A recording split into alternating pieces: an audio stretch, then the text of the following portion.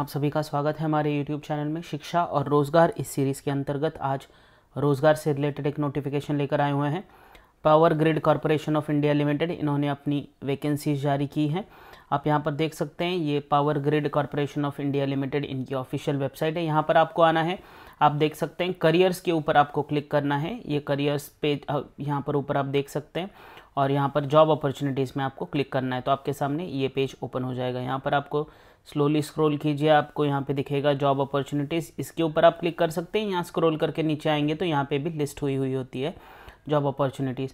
तो ये engagement of experience personal on contract basis, इसके ऊपर आपको क्लिक करना है, आपके सामने ये पेज ओपन हो जाएगा। यहाँ पर आप देख सकते हैं पावर ग्रिड एक महारत्न पब्लिक सेक्टर अंडरटेकिंग है जो ministry of power government of India के अंतर्गत आता है। यहाँ पर आप देखिए tariff based competitive bidding projects, इन सब के अंतर्गत इन लोगों ने एप्लीकेशन यंग डायनेमिक और एक्सपीरियंस प्रोफेशनल्स की तौर से मंगवाए हैं। यहाँ पर आप देख सकते हैं टेम्पररी कॉन्ट्रैक्चुअल बेसिस पे 2 साल के लिए आपका इनिशियल जो रहेगा प्रोजेक्ट कंप्लीशन तक ये अपॉइंटमेंट रहेगा। यहाँ पर अगर देखेंगे आप कैटेगरी वाइज ब्रेकअप दिया हुआ है वैकेंसीज का और पोस्ट का नाम दिया है। तो पहला पोस्ट है फील्ड इंजीनियर इलेक्ट्रिकल का, 48 वैकेंसीज है। यहाँ पर आप देखिए ये जो कैटेगरी वाइज ब्रेकअप भी दिया है। उसके बाद में फील्ड इंजीनियर सिविल के लिए है 17 वैकेंसीज, फील्ड सुपरवाइज़र इलेक्ट्रिकल के लिए 50 वैकेंसीज है। उसके बाद में अगर आप देखेंगे तो फील्ड सुपरवाइज़र सिविल के लिए 22 वैकेंसीज है। कैटेगरी वाइज ब्रेकअप भी दिया है, तो आप इंडिविजुअली चेक कर सकते हैं।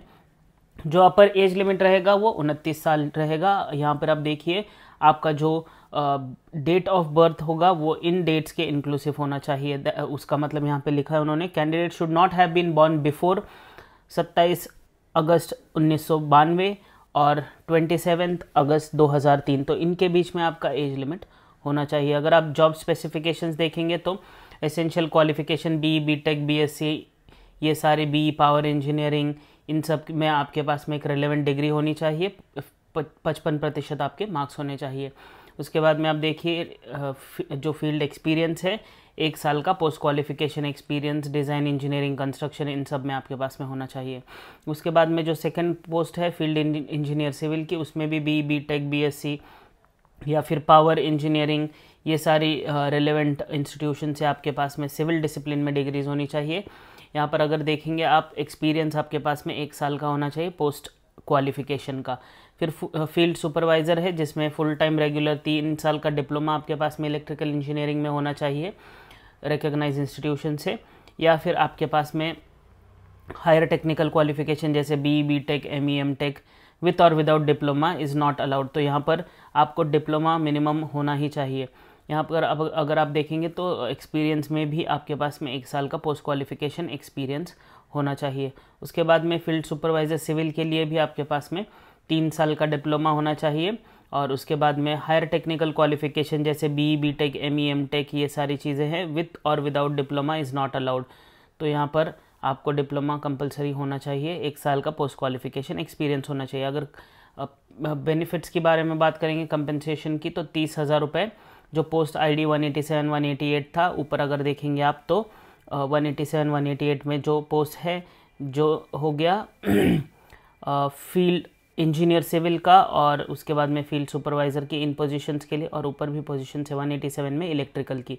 तो इन पोजीशंस के लिए आपके पास में 30,000 रहेगा, और बाकी की पोजीशंस के लिए यहाँ पे उन्होंने मेंशन किया है कि 23,000, और हर साल का 3% आपको इंक्रीमेंट मिलेगा। उसके बाद में 23,000 प्लस इंडस्ट्रियल DA मिलेगा, HRA मिलेगा, पर्क्स मिलेंगे 35% बेसिक पे के। तो अच्छा एक अपॉर्चुनिटी है। अगर आप पेमेंट के बारे में देखेंगे तो आपको जो भी ग्रेचुइटी और ये सारी चीज़ें EPF, EPS, इन सब के अंतर्गत आपको लिया जाएगा। फिर उसके बाद में 12 दिन का कैजुअल लीव, 10 दिन का सिक लीव, अर्न लीव 30 दिन का मिलेगा हर साल। तो अच्छा अपॉर्चुनिटी है। रिलैक्सेशंस मिले हुए हैं SC, ST, OBC, EWS, PWD candidates, ex serviceman, JNK domicile, इन लोगों को मिला हुआ है कुछ ना कुछ एज रिलैक्सेशन। तो इंडिविजुअली आप देख सकते हैं, मैं स्लोली स्क्रॉल कर रहा हूँ। तो ये आपको अगर आप रिजर्वेशन क्लेम कर रहे हैं तो आपको सर्टिफिकेट्स और ये सारी चीज़ें देनी ही पड़ेंगी। वो एक मिनिमम रिक्वायरमेंट हर गवर्नमेंट एग्ज़ाम के लिए, वेदर इट इज़ कॉन्ट्रैक्चुअल या फिर क्लियर परमानेंट जॉब रहेगा, उसके लिए आपको देना ही पड़ेगा।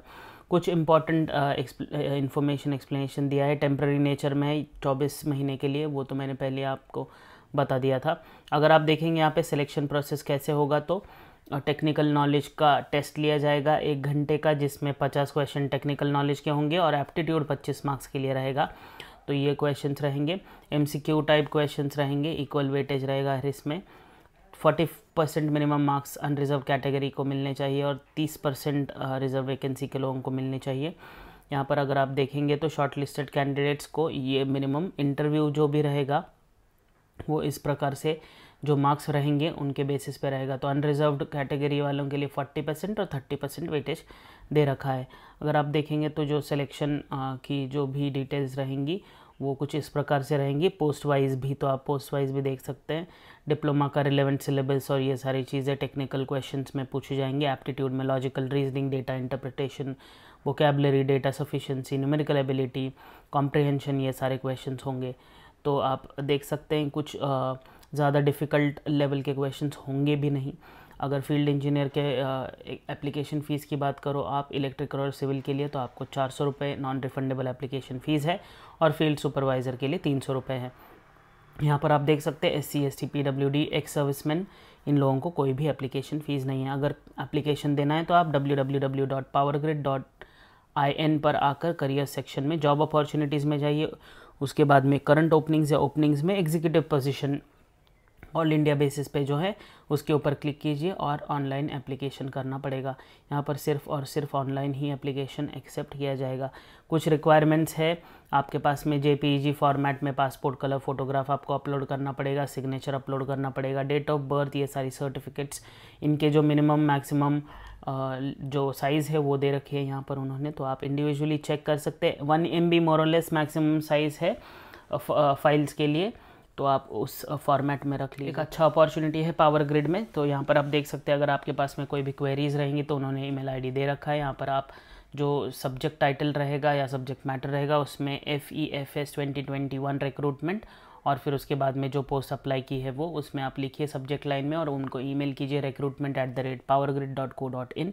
वो आपकी कोई भी क्वेरी रहेगी वो सॉल्व कर देंगे। अगर आप देखेंगे एप्लीकेशन डेडलाइंस तो 13 अगस्त 2021 से एप्लीकेशन ओपन हो चुके हैं, जिसकी लास्ट डेट 27 अगस्त 2021 है और उसके बाद में जो कट ऑफ डेट रहेगा जो अपर एज लिमिट के लिए वो 27 अगस्त 2021 है। डेट ऑफ इंटरव्यू और स्क्रीनिंग टेस्ट आपको बाद में उनकी वेबसाइट पर पता चल जाएगा। मैंने ऑलरेडी आपके साथ में उनकी वेबसाइट शेयर कर दी है। तो एक अच्छा अपॉर्चुनिटी है पावर ग्रिड में, 2 साल के लिए कॉन्ट्रैक्चुअल बेसिस पे, जो एक अच्छा एक्सपीरियंस माना जाता है अगर आप एक महारत्न कंपनी से करेंगे तो जल्द से जल्द अप्लाई कीजिए। हमारी शुभकामनाएं आपके साथ है। धन्यवाद।